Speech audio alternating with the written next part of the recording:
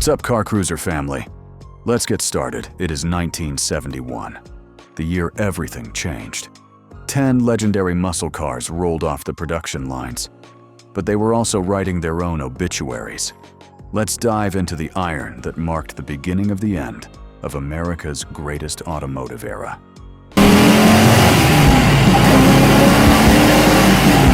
1971 Plymouth, the Cuda, 446 pack. Picture this, 440 cubic inches of pure Mopar fury, 3 two-barrel carbs gulping premium like there's no tomorrow, and that iconic shaker hood that literally moved with the engine. The 71 Cuda 446 pack was Plymouth's answer to everyone who said they couldn't build a street fighter. But here's the kicker. While Chrysler was stuffing this beast with 385 horsepower, the EPA was already sharpening their regulatory knives. Insurance companies were jacking up rates faster than a top fuel dragster, and suddenly, your average Joe couldn't afford to insure what was essentially a race car with license plates. The writing was on the wall, brothers. This would be the last year for the legendary six-pack setup, and Plymouth knew it. They built these cars like they were going to war, because in a way, they were fighting against a future that didn't want them to exist. The 71 Cuda represented everything the muscle car era stood for. Raw power, aggressive styling, and the middle finger to anyone who said cars should be sensible. But it also showed us what we were about to lose.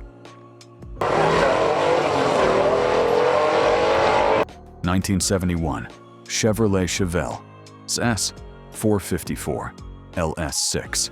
Holy hell, the LS6. If the Cuda was a street fighter, the Chevelle SS with the LS6 was a heavyweight champion. 450 horsepower and 500 pound-feet of torque. Numbers that would make modern Corvette owners weep with envy. This wasn't just an engine, it was a statement. GM took their racing technology, stuffed it into a mid-sized body, and said, "Here, try not to kill yourself." The LS6 could launch this thing from 0 to 60 in under 6 seconds, when most family sedans struggled to hit highway speeds. But 1971 was the swan song. New emissions regulations were coming down the pipeline like a freight train, and GM knew their days of building street-legal race cars were numbered. The LS6 was their final middle finger to the bureaucrats, a 454 cubic inch masterpiece that would never see another model year. Insurance companies were already treating these cars like they were made of dynamite, and honestly, they weren't wrong. The LS6 Chevelle was automotive dynamite, and 1971 was the last time GM would light that fuse.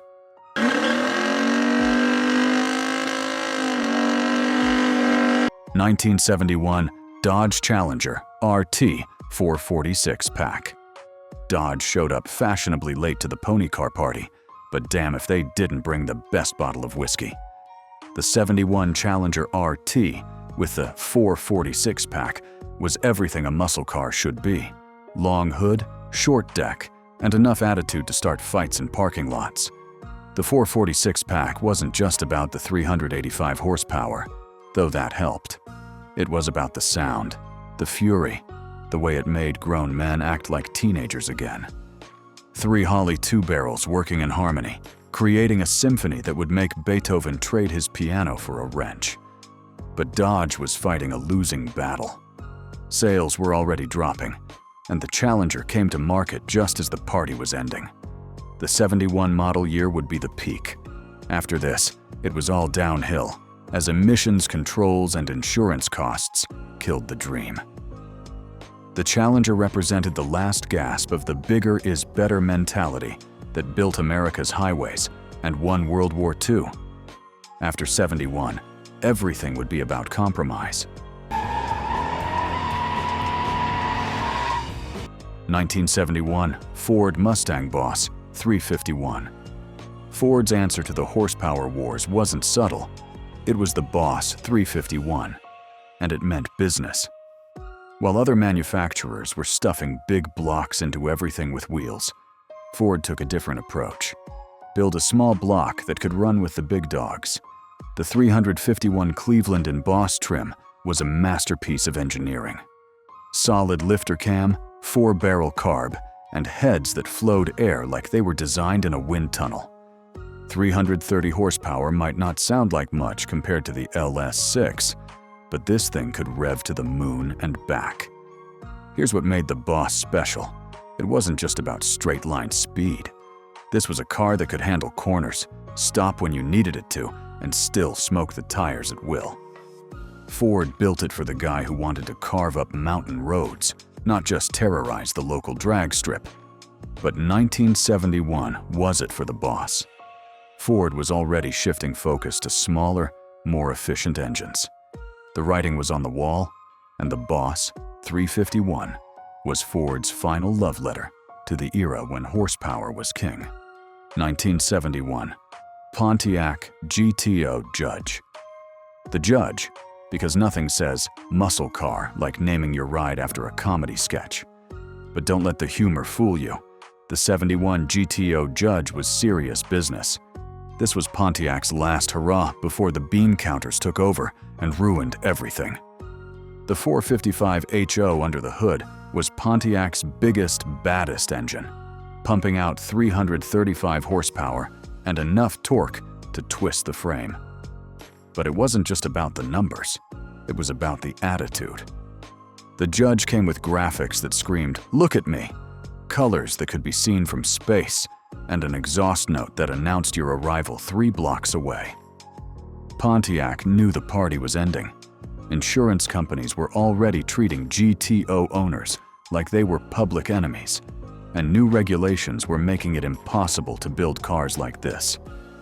The 71 Judge was their final statement. We're going down swinging. After 71, the GTO would become a shadow of its former self.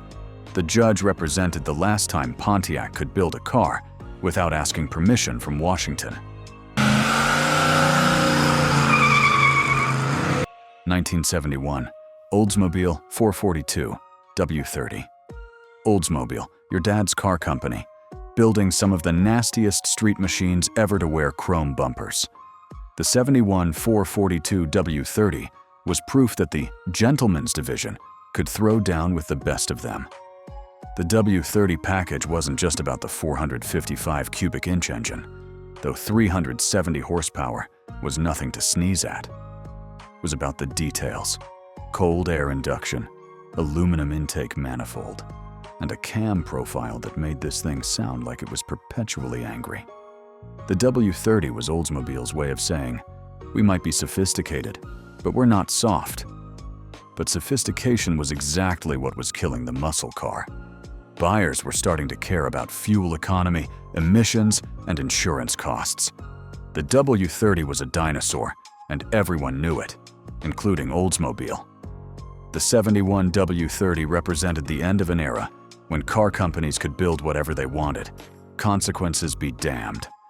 After this, everything would be about meeting government standards instead of exceeding customer expectations. 1971, Mercury Cyclone, spoiler 429. Mercury's forgotten warrior, the Cyclone spoiler, with the 429 Cobra jet. While everyone was paying attention to Mustangs and Camaros, Mercury was quietly building one of the most underrated muscle cars of the era. The 429 Cobra jet was Ford's big block masterpiece, 370 horsepower of pure, unfiltered fury. But in the Cyclone, it had room to breathe. This wasn't a cramped pony car. It was a full-size platform with the space to handle serious power without breaking a sweat.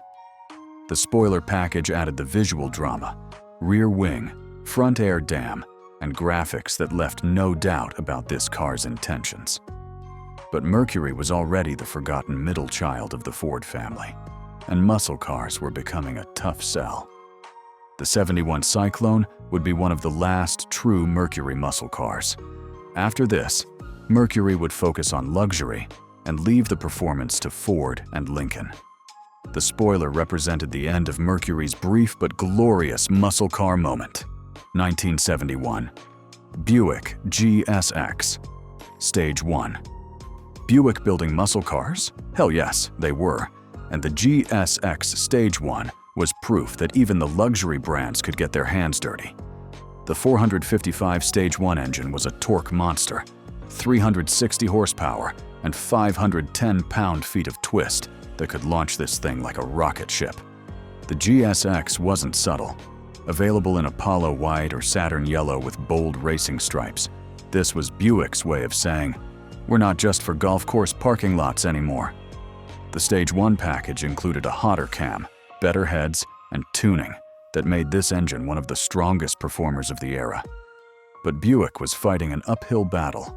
Their customers were getting older, more conservative, and less interested in tire-smoking performance.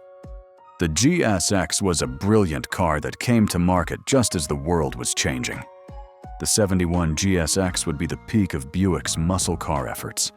After this, they'd retreat back to comfort and luxury, leaving the performance wars to their younger siblings at Pontiac and Chevrolet.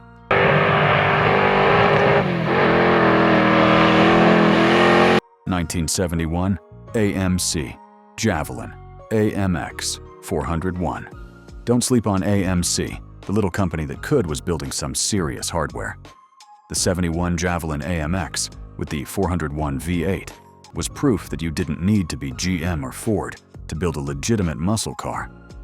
The 401 was AMC's biggest gun, 330 horsepower, in a package that was lighter and more nimble than most of the competition. The AMX wasn't trying to be the biggest or the loudest. It was trying to be the smartest. Better weight distribution, tighter handling, and a price tag that didn't require a second mortgage. But AMC was always the underdog, and muscle cars were becoming a rich man's game. Insurance costs were killing sales, and small companies like AMC couldn't afford to keep building low-volume performance cars. The 71 AMX represented the last time an independent manufacturer could compete in the muscle car wars. After this, it would be all about the big three, and even they were struggling. 1971 Chevrolet Camaro Z/28. The Z/28, Chevrolet's road racing special that proved you didn't need massive displacement to go fast. The 71 Z28, with its 330 horsepower LT1350, was the thinking man's muscle car, built for guys who cared about more than just straight-line speed. The LT1 was a masterpiece of small block engineering, solid lifter cam, 4-bolt mains, and heads that could flow enough air to support serious RPM. This wasn't about tire-smoking torque. It was about high-revving, screaming horsepower that could embarrass big blocks on the right road. But the Z/28 was also a sign of things to come. Smaller engines, better efficiency, and more sophisticated engineering. Everything the muscle car era was moving away from. The 71 Z28 was caught between two worlds, the old era of there's no replacement for displacement, and the new reality of emissions and fuel economy. The Z/28 would survive the transition better than most, but it would never again be the pure, uncompromising performance machine it was in 1971. This was the last year before everything changed, the beginning of the end.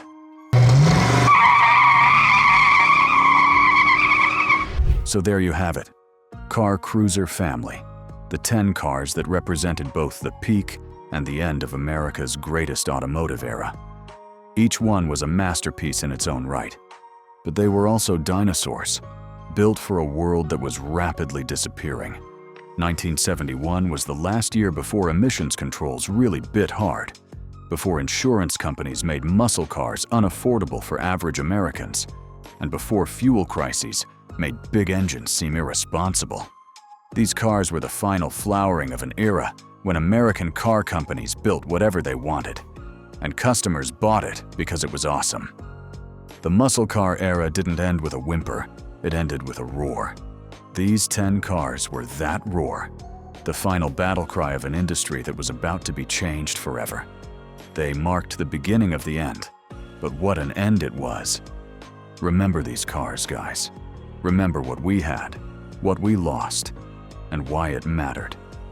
Because there will never be another era like it. And these 10 machines from 1971 were the last of their kind.